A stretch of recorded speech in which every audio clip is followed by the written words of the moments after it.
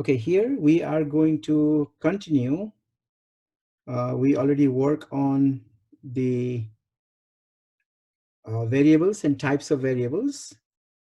Now on the types of variables, we are going to go into a little bit detail in the quantitative variables. You have seen that the variables are of two types: qualitative variable, which does not involve a pure number. When I say pure number, the numbers that can be added, subtracted, multiplied, and divided. Whereas the quantitative variable or quantity, they involve pure numbers. And if they involve numbers, let me give you example. If we talk about, say, number of cars you have, number of cars. If you need to answer question about this, if our variable is number of cars, then you'll say you may have one car or two cars or three or maybe four and so on. So you can see that these numbers are just the whole numbers like 1, 2, 3, 4. You don't have anything in middle. You don't have 1.1, 2.3, 4.7 and so on. You don't have decimal number of cars. So if the result of the quantitative variables are the whole numbers, okay, just the whole numbers like this, 1, 2, 3, 4, and no decimal, then that is called the discrete variable. Okay, that's called the discrete variable. The other one, let me give you a second example. If we are measuring the temperature, say for example, temperature on a particular day. So it can be, if we measure the temperature at any time, the temperature can be 79 degrees, or it can be 79.1 degree, that's possible. 79.7 degree, that's possible. So meaning of that is, if I am measuring temperature, even the decimal values are possible.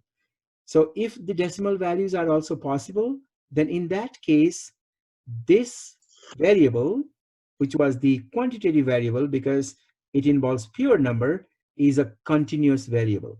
Okay, so quantitative variables, they are of two types: discrete, which does not take decimal value, and continuous, it can even take decimal values. Let's look at the definition here. I think somebody is unmuted. Make sure you are muted. Discrete variable are those quantitative variables that assume the value that can be counted or measured. We are talking about the discrete variable. It does not involve decimals. So for example, number of trees in randomly selected acre of fruit garden. How many trees are there? You may have 5 trees, 7 trees, 10 trees, and so on. We don't say there are 2.5 trees. Points scored in a basketball game, that is a whole number, so that is discrete variable.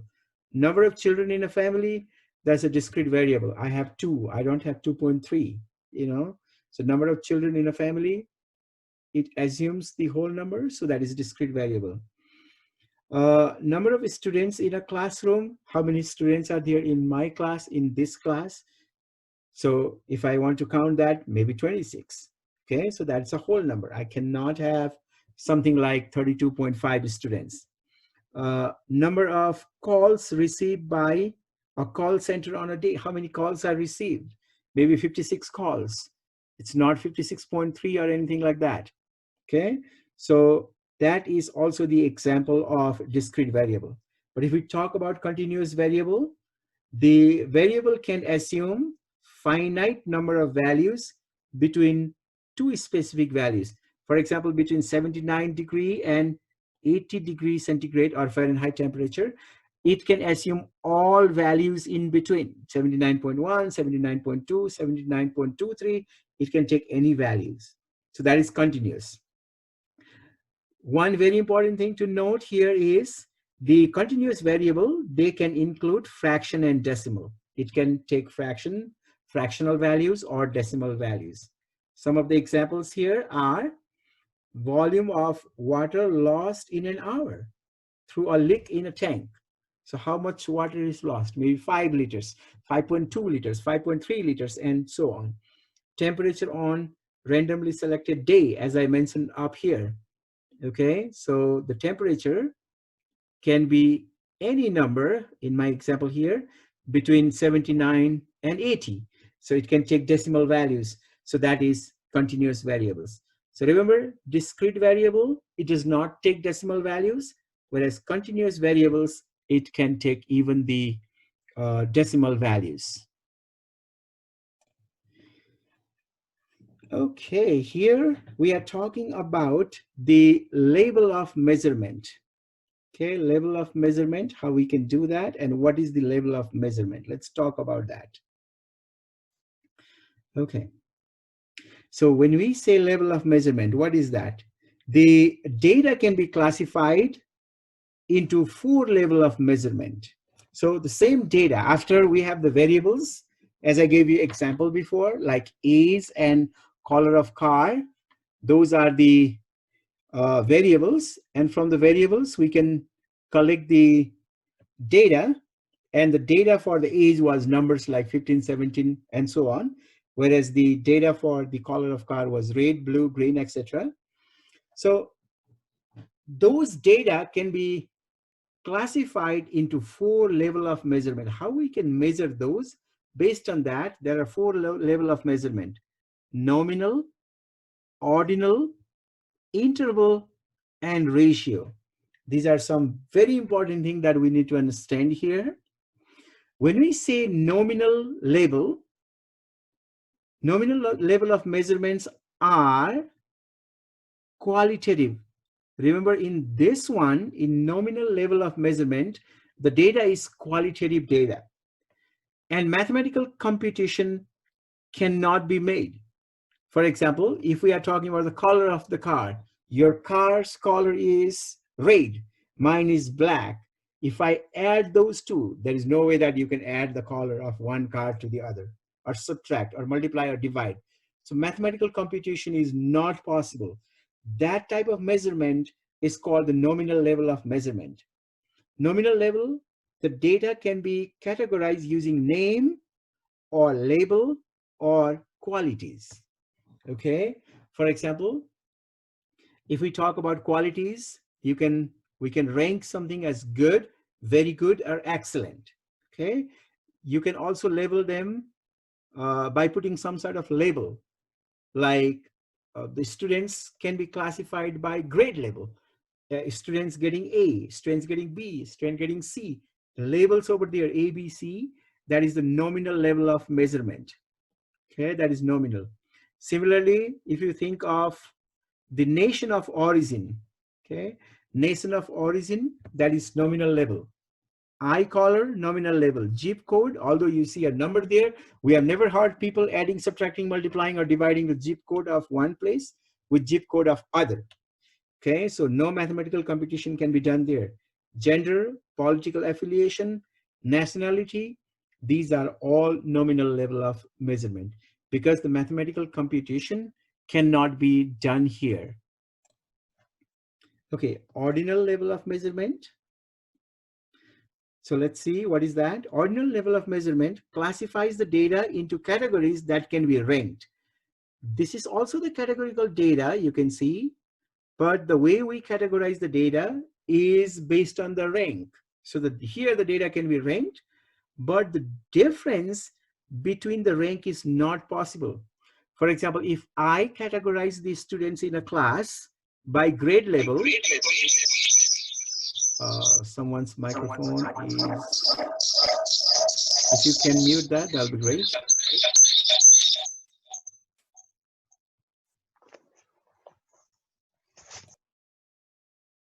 Okay, I think you're muted now.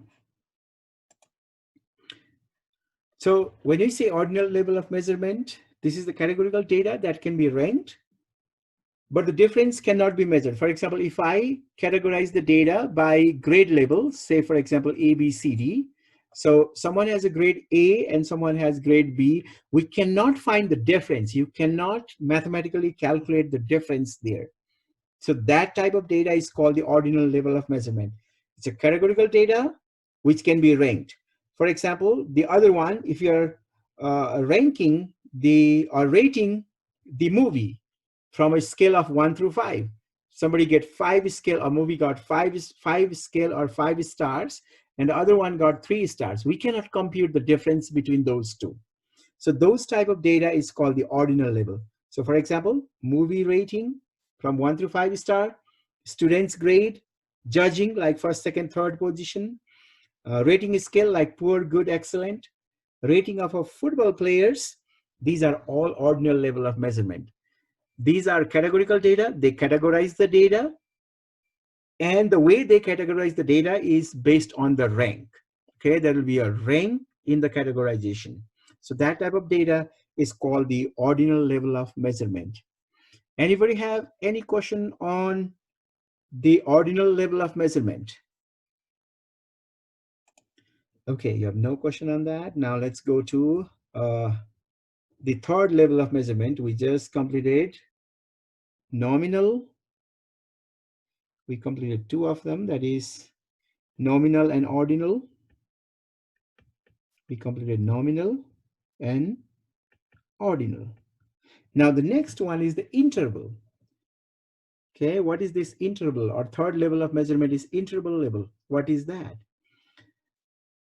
So interval level of measurement, it also ranks the data, but the difference between the unit of measurement is possible.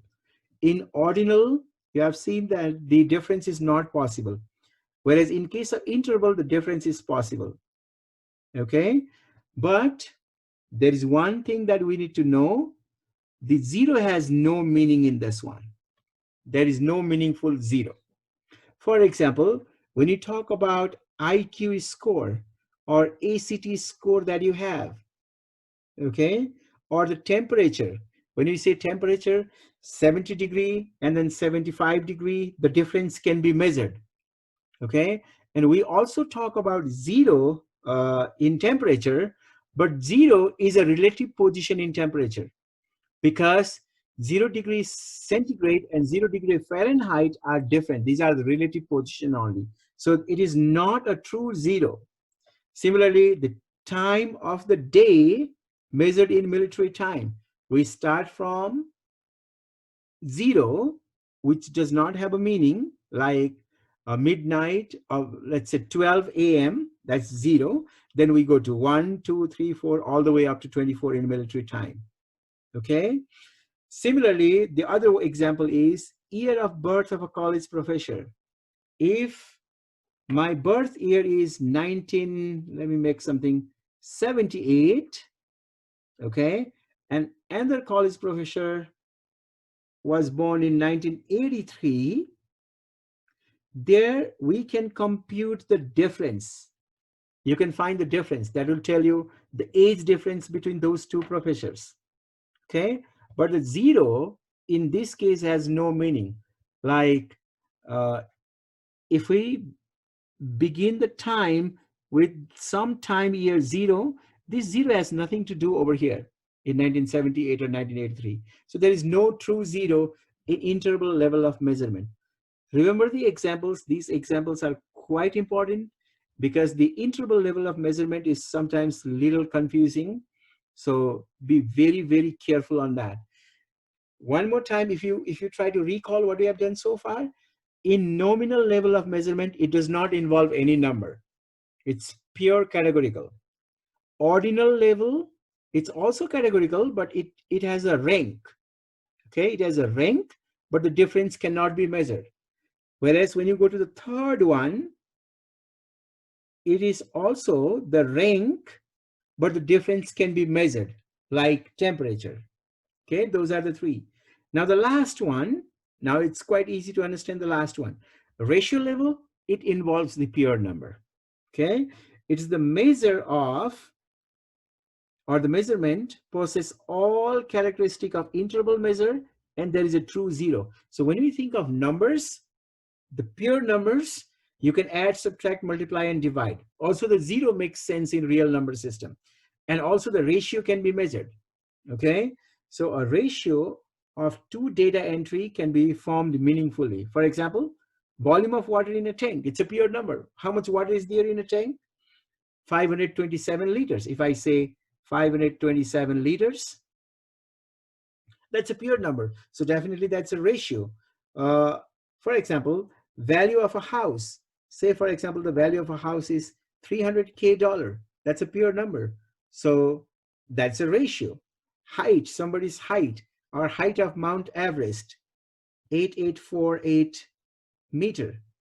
Okay, so that's a pure number. So that is a ratio. So when you see pure number, that's a ratio. For example, someone's salary, say for example, $25 per hour. Okay, so that's a pure number. So that is a ratio level of measurement. So here we have seen the 4 different level of measurement. I always remember like this: NOIR, N for nominal, O for ordinal, I for interval, R for ratio. The first one does not involve any number, no number here, nominal. Ratio, the last one, it involves pure number. 2 in the middle, ordinal, it ranks, but the difference cannot be measured. An interval, it also measures the rank, okay, but the difference can be measured. So that is about the level of measurement.